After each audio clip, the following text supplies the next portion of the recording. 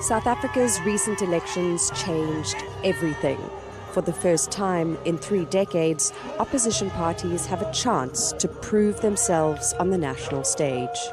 We had viciously campaigned against one another, and we had to sit across the table and say, well, South Africans have decided. Within weeks, a diverse mix of political leaders were harnessed into a 10-party power-sharing agreement. We never asked for any position on cabinet, so that was quite a surprise. The 7th administration is calling itself a government of national unity. And out of the upheaval of the last 6 weeks, the GNU is slowly revealing its shape.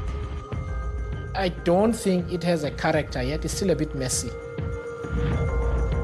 30 years after South Africa's transition to democracy, the people have voted for a new deal. No one party has emerged strong enough to govern on its own. This means that political foes have been forced to work together. This government of national unity is made up of an alphabet soup of political parties, with 3 heavy hitters: the ANC, the DA, and the IFP. Understanding the precise nature of these relationships is the work of political journalists, like associate editor of the Daily Maverick, 𝗶𝗶𝗴𝗶𝗶. I was swatting up on a coalition.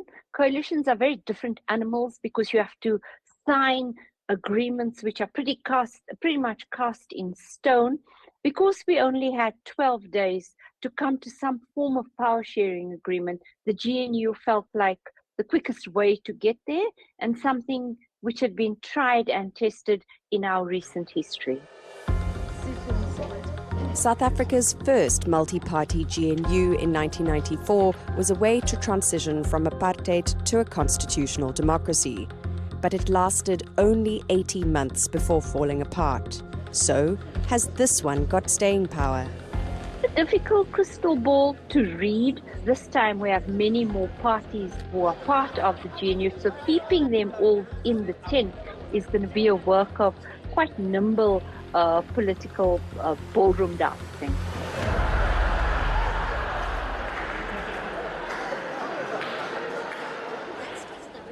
𝗶𝗵𝗴𝗶𝗶 is one of the ANC's new dance partners.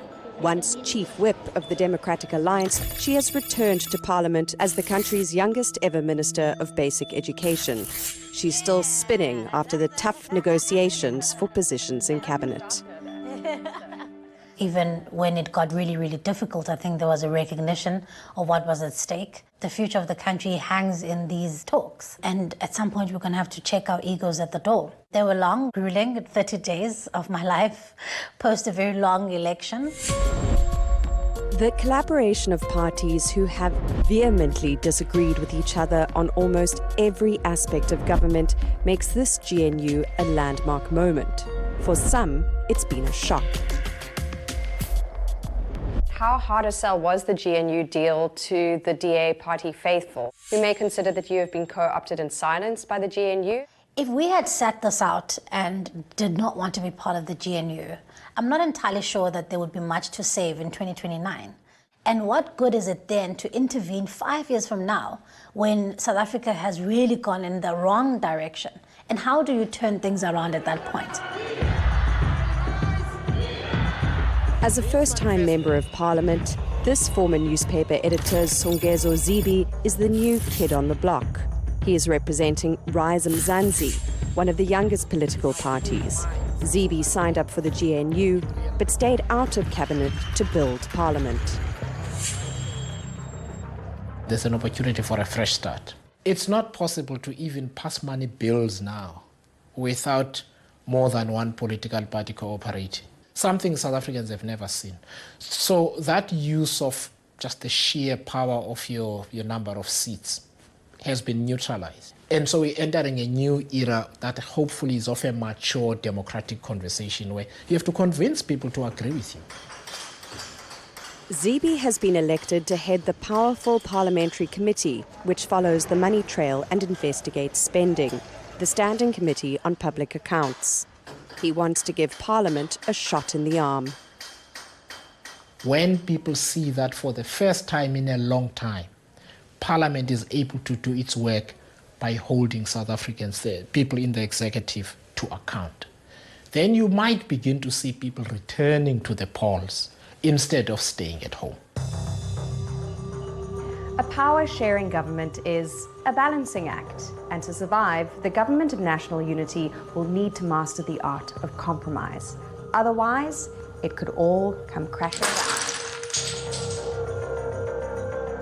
Already the failure to create a provincial government of national unity in Gauteng sours the mood at national level. The fact that the ANC would not yield significant enough positions or power in the government, and that's what led to the collapse of talks between the ANC and the DA, is because what you have here in the province is entrenched provincial capture. That's the way government is done in Gauteng. And I think what you saw was an effort to protect systems which have made people very wealthy and which they didn't want to yield to the principles of power sharing. In contrast, the leader of the Patriotic Alliance, 𝗀𝗵𝗶𝘀, has thrown himself, boots and all, into the new team as the Minister of Sport, Arts and Culture. But you know my personal opinion, the GNU is going to last. I'm going to play my biggest role to make sure I am one of the glue of the GNU, the government of national unity.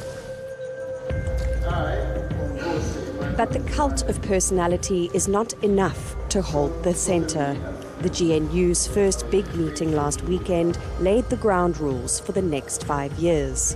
Newly minted ministers, like Inkatha Freedom Party leader 𝗀𝗁𝗂𝗍𝗵𝗶𝘶, claim it went better than expected. The mood was very good. That is why out of the 2 days, there was a smooth transition from different political parties into one government. 𝗀𝗶𝗶𝘶 has decades of service to his community in KwaZulu-Natal as an educator and a municipal councillor. I was living 2 lives, a political life and a professional life. During the day, I was a teacher. After school, I became a politician, and I learned how to separate the two at work. Thrown together in a melting pot, these cabinet ministers, with their contrasting life experiences and political languages, must rub together in tense meetings behind closed doors. I think what really it is a marriage of pragmatism. Because if we had all stuck to our ideological guns and ideological leanings, there was no way we could find each other. There was absolutely no way. Parties as diverse as the Pan-Africanist Congress and the Freedom Front Plus are now comparing notes. The Freedom Front's Pieter Groenewald says he expects the Constitution will help to guide them as one. There is also a mechanism in the GNU how to deal with those differences. In the end, they're asking themselves whether there is sufficient consensus. That's a 60%. And part of that structure is that you go to a GNU political council where you have all the role players, you debate the matter, you put your arguments forward, and there, if 60% or more then agrees with whatever the outcome may be, then it becomes a decision. The new Minister of Prisons is still settling in. He's been in Parliament since 1994, but never in power. And he's processing this dramatic shift in his political life. Pieter lyk asof hy die vat man. Jy kan mos sien. Jy gaan sien. Dis verby Pieter is op pad. Pieter is op pad, ja, maar ons moet vir mekaar sê Pieter kan dit nie alleen doen nie. Hy moet dit kan hande vat saam met sy mense. En dan kan Pieter 'n verskil maak. Giving these smaller parties a seat at the table means there is a crowd in cabinet, with 32 full ministers and 43 deputies. Other than for China, say of the BRICS countries, it really is the biggest cabinet. Add in the broader executive, which is your deputy ministers, and it's truly gargantuan.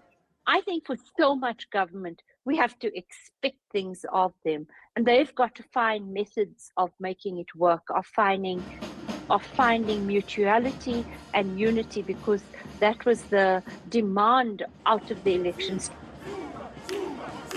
This week, the red carpet was rolled out to usher in the 7th administration, with its winners and its losers in attendance. This ceremony is a really important step for the Government of National Unity. It says, we've arrived and we're ready to govern. The coming together of all these parties that have decided to cooperate is quite a historic moment for our country, and we must make the Government of National Unity work and function and succeed. The Minister of Education was in the audience. 𝗀𝗶𝗴𝗶 knows that the real work is about to begin. How you behave in this GNU will be reflected on your electoral outcomes in the future. And if you are somebody who is unprepared to work together to put the interests of South Africans first, the voters will punish you.